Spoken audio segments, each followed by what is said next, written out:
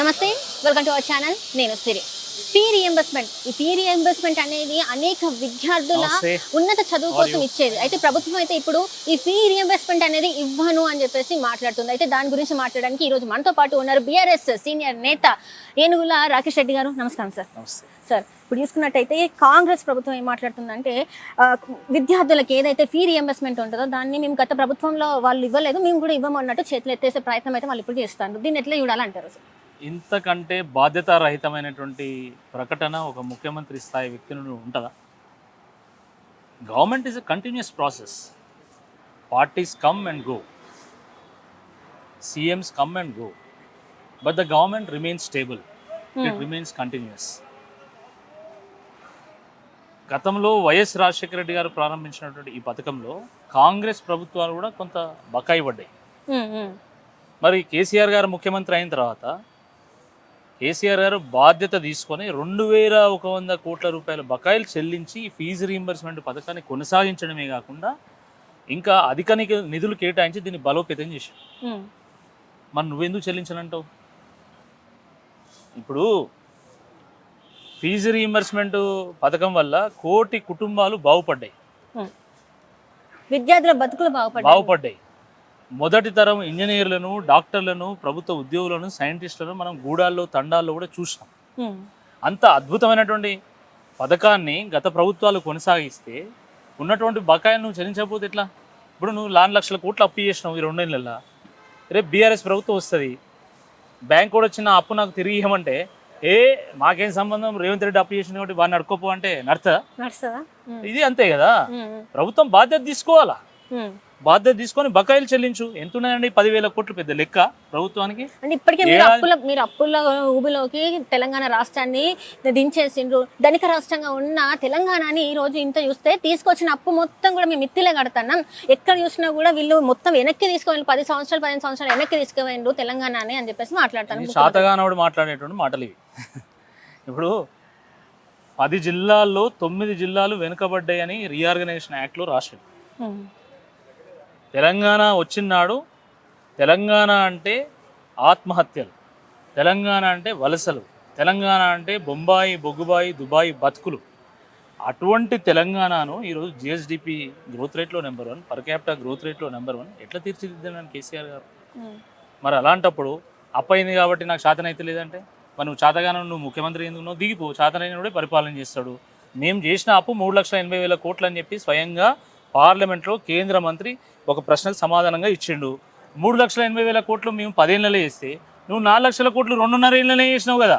మొన్న కూడా చూసుకున్నట్టయితే మీరే ఇది కావాలని తప్పించుకొని తిరుగుతాను, మేము ఇంత సవాల్ ఇచ్చినా కూడా కావాలని రావట్లే. మొన్న చూస్తే గన్ పార్క్ దగ్గర మీరే రాలేదని చెప్పేసి మాట్లాడుతున్నారు కదా, నేతలే మాట్లాడుతున్నారు కదా, మీరు చూస్తూ ఉంటారు.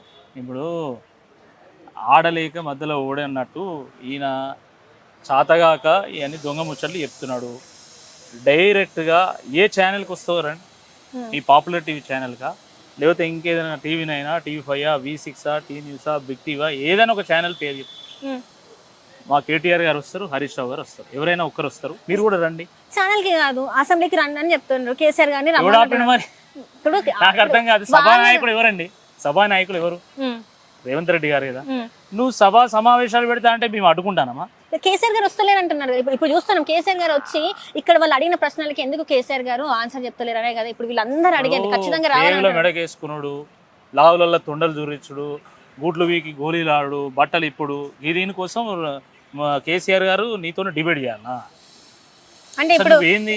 ఇప్పుడు తెలంగాణ మాజీ ముఖ్యమంత్రి గారు, ఆయనకి తెలంగాణ మీద ఇప్పుడు బాధ్యత ఉన్నది కాబట్టి ఆయన రిప్రజెంటేటివ్స్ గా మేము కొట్లాడుతున్నాం ఈరోజు. ఫీజు రీయింబర్స్మెంట్, స్కాలర్షిప్ల గురించి, ఉద్యోగాల గురించి, రైతు బంధు గురించి ఈరోజు మేము కదా కొట్లాడేది. మీరు 100 మంది కౌరవులాగా ఎమ్మెల్యేలు, ఎంపీలు, ఎమ్మెల్సీ ఉన్నారు కదా, ఒక్కడు మాట్లాడండి అసలు ఈ ఫీజు రీయింబర్స్మెంట్, స్కాలర్షిప్ మీద, ఉద్యోగాల మీద మాట్లాడిందా మీరు? రైతు బంధు మీద మాట్లాడిందా? యూరియా మీద మాట్లాడిందా? పంటల కొనుగోలు మీద మాట్లాడినా? ఎందుకు మాట్లాడతలేరు మీరు? ఇదంతా మీరు సృష్టించిందే మాత్రమే, మీడియాలో మీరే సృష్టిస్తున్నారు. బీఆర్ఎస్ సృష్టిస్తుంది. రైతులందరూ మంచిగానే ఉన్నారు, వాళ్ళకి యూరియా అంత మంచిగా దొరుకుతుంది, అంత మంచిగా ఉన్నది, కావాలని మీరు స్ప్రెడ్ చేస్తాను ఇదంతా అని చెప్పేసి మాట్లాడతాను. ఇప్పుడు అంటే ప్రతి ఊర్లో క్యూ లైన్ మేమే క్రియేట్ చేసినామా? ఏ ఊరికి పోయినా రైలు బండి అంత క్యూ ఉన్నది, మరి అది మేమే క్రియేట్ చేసినట్ట. ఈరోజు 2 నెలలు అయింది, ఇప్పటివరకు జొన్నలో డబ్బులు పడలే. అసలు ఇంకా వరి ధాన్యం చాలా వరకు కొనుగోలు వేయాలి, అది కూడా మేమే అడ్డుకున్నామా? మా వల్లనే జరిగిందా? అంటే మేమే క్రియేట్ చేసినామా? ఎట్లా మాట్లాడతారండి? ఇప్పుడు వాస్తవాల్ని కూడా మేము గ్రహించము, మేము తొండి ముచ్చట్లు చెప్తాం, దొంగ ముచ్చట్లు చెప్తామంటే దాన్ని ప్రజాస్వామ్యంలో ప్రజలే తేలుస్తారు ఏదైనా కూడా. కాబట్టి 3,25,000 కోట్ల రూపాయల బడ్జెట్ ఉన్నటువంటి తెలంగాణలో ఫీజు రీయింబర్స్మెంట్ పథకం కోసము సంవత్సరానికి ఒక 2,000 కోట్లు చెల్లించడం అనేది పెద్ద విషయం కాదు అది. ఎందుకంటే హెలికాప్టర్ కొనడానికి 400 కోట్లు ఉంటాయి, గాలి మోటార్ల గాలి తిరుగులకు మీరు 300 కోట్లు వెచ్చిస్తారు, ఢిల్లీకి 70 సార్లు మూటలు మోయడానికి 300 కోట్లు వెచ్చిస్తారు, మీ సరదాలను తీర్చుకోవడానికి అందాల పోటీలకు 100 కోట్లు పెడతారు, మీ మనవడి సరదా తీర్చడానికి 100 కోట్లు పెట్టి ఫుట్బాల్ మ్యాచ్ ఆడతారు. కానీ ఫీజు రిమర్స్మెంట్ డబ్బులు ఉన్నాయి. చాలా దుర్మార్గం ఇది. ఇంకో విషయం చెప్తా నేను, రేవంత్ రెడ్డి గారు సీఎం అంటే చీఫ్ మినిస్టర్ అనుకునేరు, కాస్ట్లీ మినిస్టర్ ఆయన వేసుకునేటువంటి షర్టు బర్బరీ షర్టు 42,000 రూపాయలు, ఆయన వేసుకునేటువంటి బూట్లు స్నీకర్ బూట్లు 92,000, ఆయన వేసుకునేటువంటి హెర్మెస్ జాకెట్ 6 లక్షల రూపాయలు. పట్టి విక్రమార్క గారు ఆర్థిక శాఖ మంత్రి, ఖరీదైన మంత్రి కాబట్టి ఆయన వాడేటువంటి నీళ్ళ బాటిల్ 1 లీటరు 3,489 రూపాయలు. ఇది ఈ రాష్ట్ర ముఖ్యమంత్రి ఉప ముఖ్యమంత్రి చేసేటువంటి నిర్వాహకం. అంటే వాళ్ళు లగ్జరీస్ ఎంజాయ్ చేస్తారు, ప్రజల్ని పట్టించుకోవట్లేదు. ఒక స్కాలర్షిప్ ఎంత అంటే 5,000 రూపాయలు 6,000 రూపాయలు 5,000 రూపాయలతోని మా దేవరకొండలో తండాలో ఉన్నటువంటి ఒక లంబాడి బిడ్డ ఆయన బుక్స్ కొనుక్కుంటాడు, పెన్నులు కొనుక్కుంటాడు, పుస్తకాలు కొనుక్కుంటాడు, ఆయన ఎగ్జామ్ ఫీజు కట్టుకుంటాడు, బస్ పాస్ కొనుక్కుంటాడు.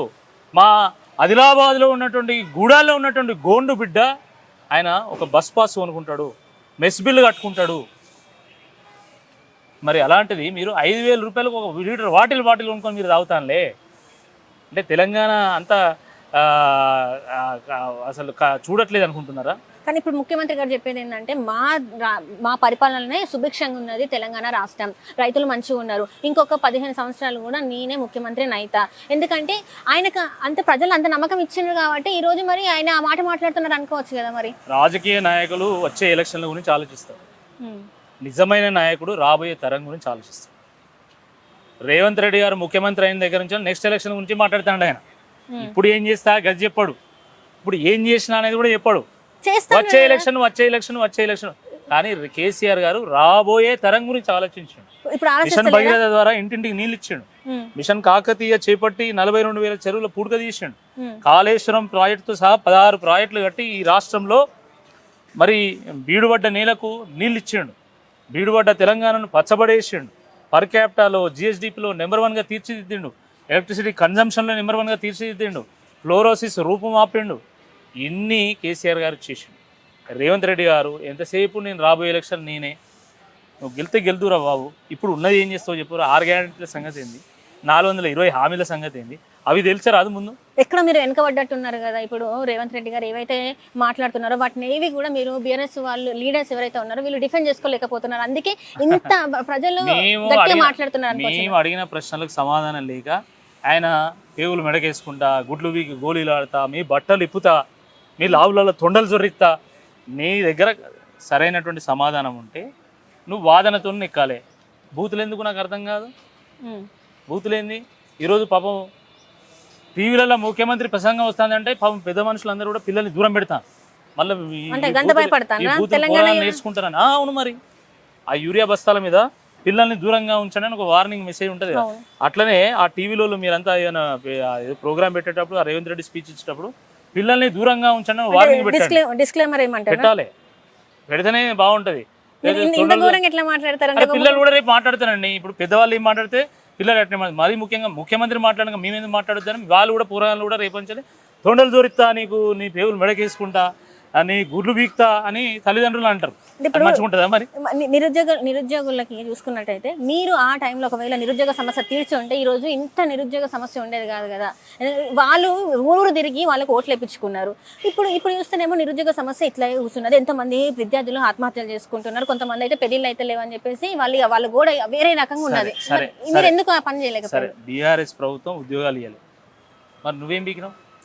నువ్వు వచ్చి 2.5 ఏళ్ళు అయింది కదా. ఇప్పుడు మొన్న నోటిఫికేషన్ లేసింది కదా, ఇప్పుడు కానిస్టేబుల్ నోటిఫికేషన్ లేసింది కదా, 5,000 అయితే 5,000 వేసింది కదా. మేము మా హయాంలో పోలీస్ నోటిఫికేషన్లు 2 నెలలకు ఒకసారి విడుదల చేసాం. 45,000 మంది కానిస్టేబుల్ ఎస్ఐలను రిక్రూట్ చేసిన చరిత్ర ఘనత కేసీఆర్ గారు. ఇది గుర్తుపెట్టుకోవాలి.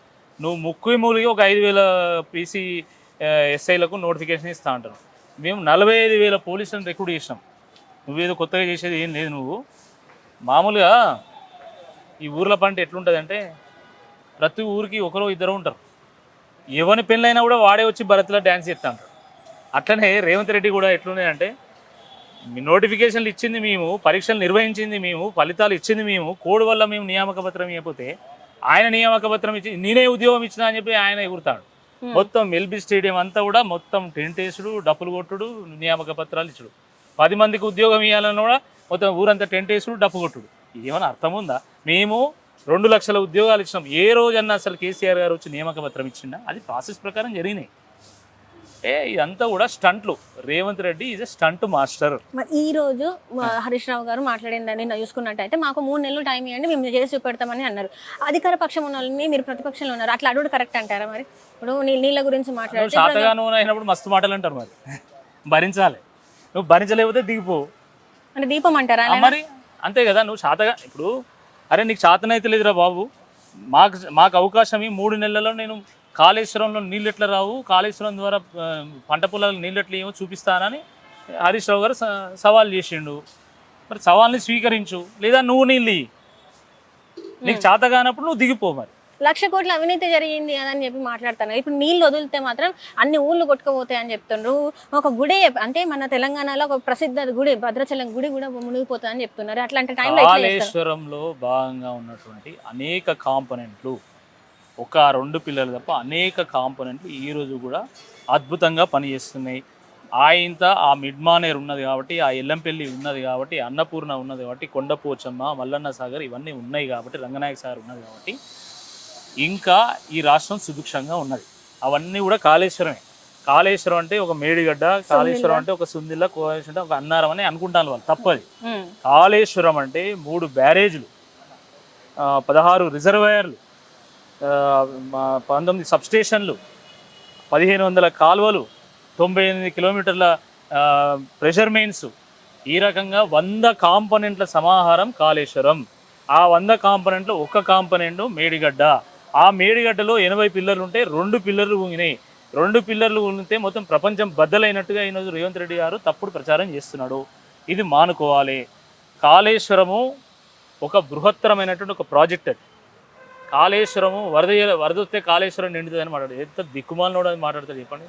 కాళేశ్వరం నికర జలాల ఆధారంగా నిర్మాణమైనటువంటి ఒక ప్రాజెక్ట్. అది కాళేశ్వరం మీద ఆయన ఇప్పుడు కొత్తగా ట్విట్టర్లో పెట్టుకున్నాడు. నిన్న మొన్న పెట్టుకొని ఆయకట్ అంటే ఏంది, క్యూసెక్ అంటే ఏంది, టీఎంసీ అనేది నేర్చుకొని మన ముందు విజ్ఞాన ప్రదర్శన చేస్తాడు.